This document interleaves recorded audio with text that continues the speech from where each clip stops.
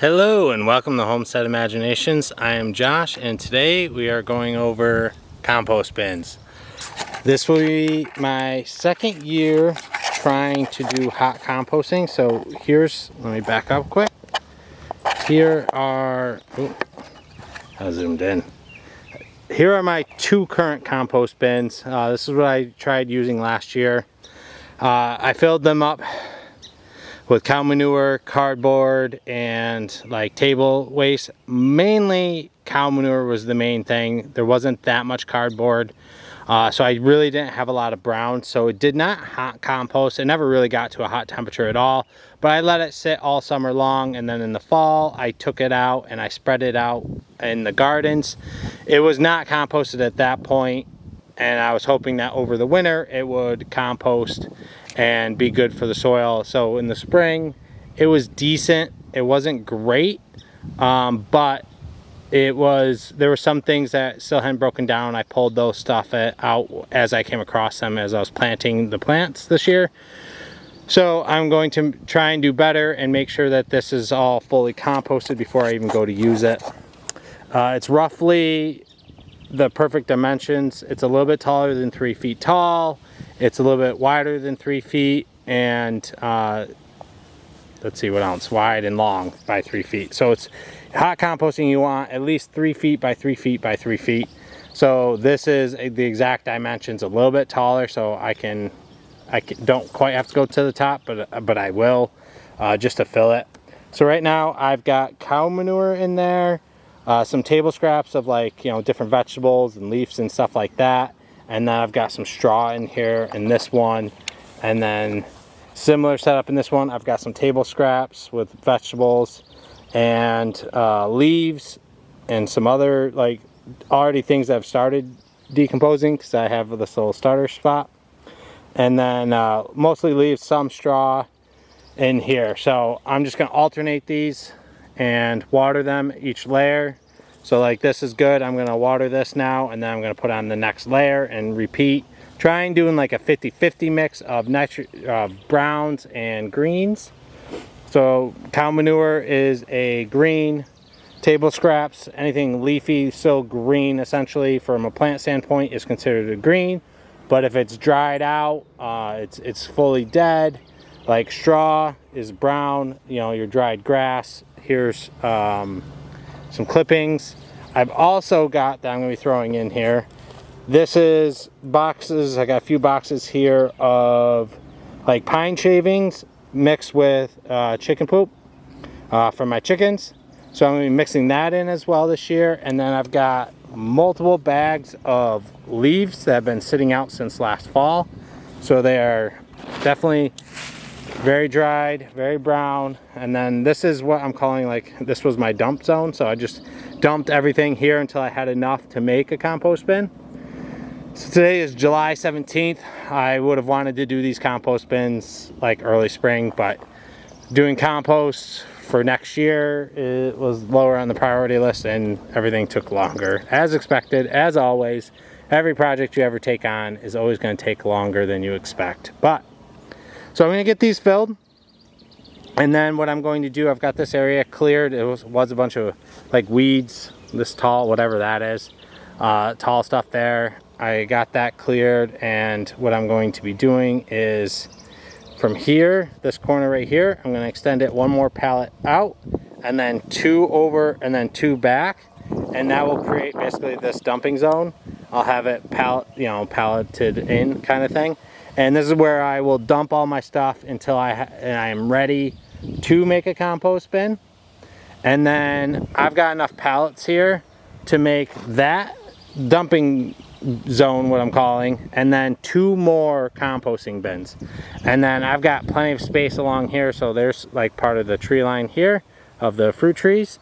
So I'm thinking I might go the entire distance that way and make compost bins, but I'm gonna see how much manure I have. I did get a bunch delivered, but I don't know if it's going to be enough to fill 4 bins. But if it is, I will be looking to get more pallets, and I'm trying to make sure I stay safe using good pallets. So what you're looking for is pallets that basically like have HT on them. That means they're heat treated. That means they're not chemically treated. So when these, you know, slowly break down in time as well, they won't be leaching anything into the soil, into your compost that will then make it into your garden. So I'm using pallets that are safe to use, and I'll be making a bunch of compost bins because I've got big garden I'm putting in this year. My current gardens are all right there. Then a big garden is started right there, but it's going to be coming like all the way down to like the tree. So it's going to be like around 100 feet long. And then I've got all the fruit trees, and then now we are starting to do flowers on the property. So need a ton of, I can't get enough compost. I think I'm gonna, like, that's what I'm thinking, like I'm going to just run compost bins all the way down. The other thing that I do in the compost bins to help keep it all in is line this with hardware cloth, and then use staples to staple it to the walls. And this allows for, instead of using like a tarp or anything that's solid, this allows for more breathing, which is what you really need for composting. You need to allow it to breathe. So I tried shoveling this last year. Another thing that I noticed last year was trying to overturn this was such a huge pain in the butt. It was like really hard, like to come in, like you really had to go little piece by little piece. And it's just not an easy thing unless like I had like an empty bin like next to it, which is maybe what I'll do is like I'll get in a process of having one filled, one empty, one filled, one empty going down the line. So that way I can utilize like turning it over by basically shoveling it out of one bin and shoveling it into another. I might do that, but what I'm going to try right now to save on my back and save on time, because that will take a long time, is I am buying a auger, and I'm just going to basically like a, you know, post hole auger type thing.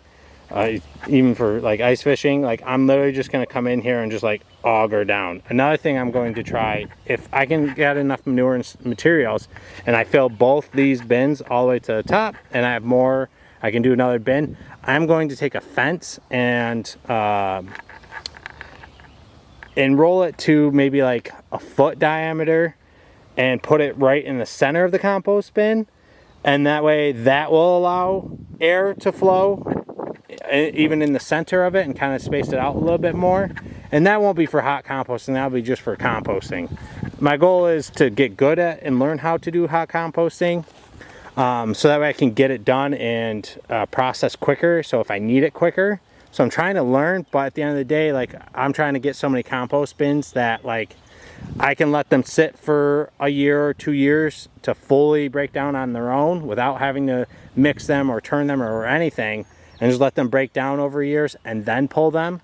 So trying to make it easier. I don't need a bunch of extra chores and whatnot if I can find a better way of doing it. So pallets are free. Got to pay for the hardware cloth and the staples to put it in, but otherwise most of this other material is like free. So doing that, having that many compost bins is not that big of a problem. So I think that's it for the compost bins and what I learned last year. Obviously last year was a failure. I did not get hot composting. I'm hoping to at least be able to achieve it this year with these bins. But again, if not, I'm just happy to just at least compost, and I'll use the stuff when it's ready.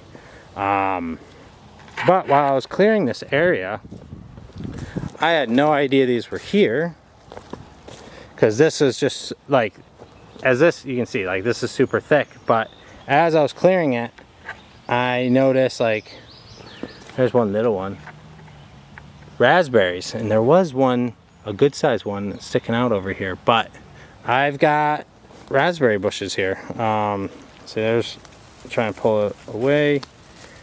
So it's this one here. So this, I don't know, it must have come from, we had raspberries last year.